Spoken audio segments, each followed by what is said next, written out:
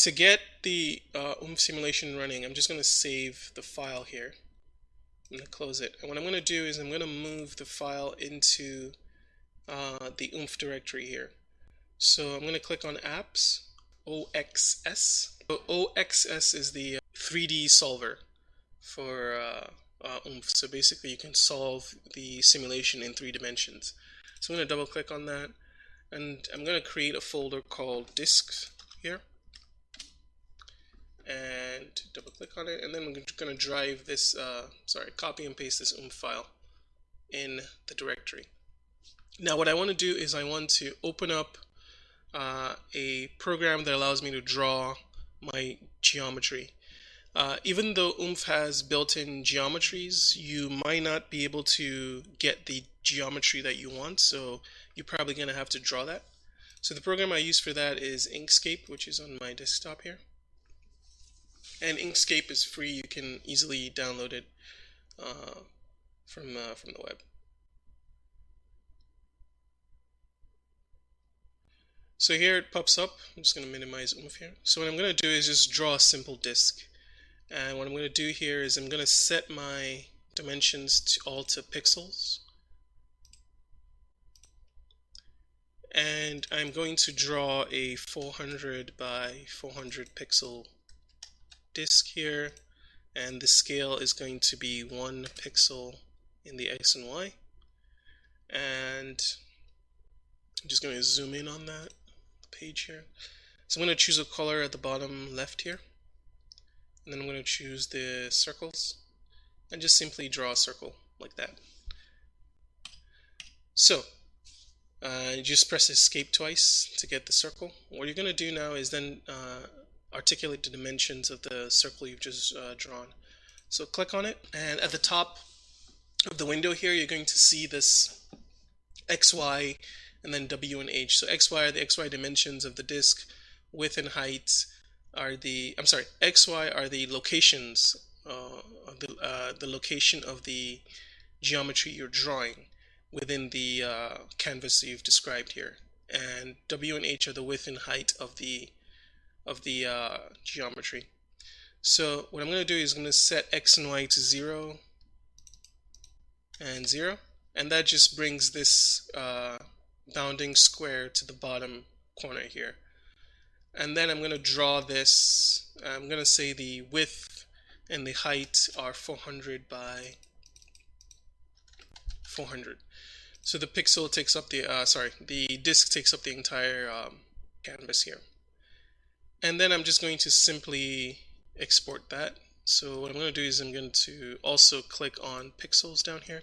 I'm going to export the page, for instance. You can export the drawing as well. I'm going to export the page, and I'm going to export it to my desktop. So desktop, and just simply click on, I'll just type it as disk, and then click on export. So it's exported, and now on my desktop I have a disk image here. And what you're going to have to do is you're going to have to open this up in Paint. So right click and open with Paint. The reason I'm doing this is because the Inkscape software does not export the the remaining part of the canvas. It simply just exports the geometry itself. And if you try to run this image in OOMMF, you'll get an error. So open it up in Paint first, and what you want to do is just click on File, Save As. And you don't want a PNG image, right? You want a 256 color bitmap. So just click on that. I'm going to save that to my desktop as well. Save. It's going to ask me yes, yes. I'm going to close that. So what you want is this white space. Pardon me. What you want is this white space around the image there. And what I'm going to do there is I'm going to copy this, and then I'm going to place it in the same folder as my MIF file here. So going back to the MIF file, I just want to point out one important thing here. You have to make sure that the dimensions of the geometry you have just drawn in Inkscape matches the dimensions that you've put here for the XYZ range. So if I look at the properties of this disk here, if I just simply hover over it in my desktop, I see that I have a 400 by 400 pixel file, which is what I want. So it's a one-to-one mapping with the dimensions that I've put here in OOMMF. If you do not have a one-to-one mapping, you're going to get some weird simulation dynamics going on that will not really reflect what the geometry does in a real scenario. So just make sure you have these matching. So to then run the simulation, what I'm going to do is go back to OOMMF here. I'm going to click on OXS2. Once you click on it, again, make sure that you're not having any of the OOMMF windows firewalled.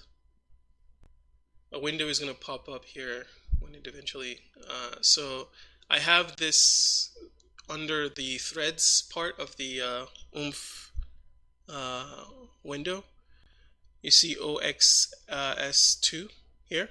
Just simply click on it to put a check mark there, and then a window is going to pop up here. And this is the 3D solver window here. What I'm going to do is go to File, Load, and then I'm going to navigate to the path where I have my simulation code and geometry to be simulated. So I'm already in the path OOMMF documents, OOMMF blah blah blah blah OOMMF. I'm going to go to Apps. I'm going to go to OXS, and I'm going to click on Disk, and then I'm going to click on the MIF file in there. So there are a lot of different parameters that you can get from the simulations that OOMMF is running. So as you can see, just based on the OOMMF file that I had, I can get all these different parameters plotted, for instance. So energy density, field, the magnetization with respect to time, and things like this. But what I'm looking for is just the hysteresis loop, which is just the magnetization versus the applied field, the Zeeman field. So this is MMDisp, which is going to show you what your window, what your magnetization looks like. And this is the graph, which is where you're going to see the hysteresis loop being drawn. So what I'm going to do is first I'm going to configure the graph here, because I know the bounds of the hysteresis loop based on the H range that I've put here. So I'm just going to unclick auto scale and simply put negative, let's say 200 here, and 200 here. And for Y min, I'll just put negative 1.5. So the hysteresis loop is drawn between negative 1 and 1. But I'm going to put negative 1.5 to 1.5, so we just clearly see it in the middle of the page. And I'm going to put a title here for just disk. For instance, click apply, click OK. In the MMDisp window, you can click on options, configure, click on pixels, and unclick opaque. The reason I do this is to get the colors that OOMMF shows to be a little more transparent, so that you can actually see what's going on in the simulation dynamics. Otherwise, the colors will make it really dark, and then you won't be able to really see what's going on in some parts of the image. So you can choose whatever colors you want to represent the magnetization vectors in the simulation. Blue, white, red is the default, but you can choose green, white, orange, and so on. So I'm just going to click OK here. And all you have to do now is simply just go to the OXS2 window and simply just click Run. And you can see a disk pops up in the MMDisp window here. And what's going to show up here then is the initial magnetization vector in the simulation. And as it evolves, you're going to see a hysteresis loop being drawn here. You don't see one yet because you have to select what your x and y axes are. So in the x axis, I'm going to put the, let's say, BX, the field in the x direction. And in the y-axis, I want to see the magnetization MX, for instance. So something is being drawn here, and then once this is done, you'll be able to see a full hysteresis loop there.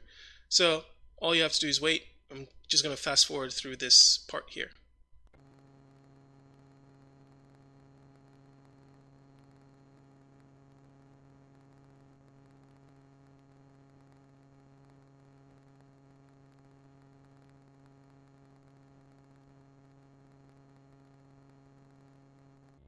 Okay, so with half the hysteresis loop drawn here, I'm going to stop the simulation because the hysteresis loop is going to be symmetric anyway, so the rest of it is going to be drawn in the same manner as this portion here on the right hand side. And so the dampening factor here has allowed this simulation to actually run for about 2 hours. So once again, keep in mind that the dampening factor you use does affect the total simulation runtime, as does the cell size that you input in the beginning of the simulation here. Had the z-axis mesh been 5, the simulation would have probably taken somewhere around 6 hours.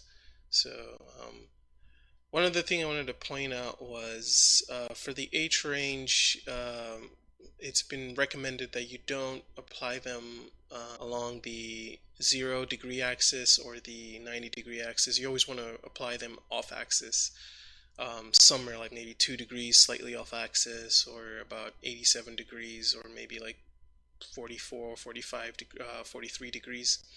I used 45 here because I knew this simulation would still run perfectly, but the reasoning behind applying a slightly off-axis field in, like, let's say 2 degrees is that you don't want to introduce numerical instabilities in the simulation.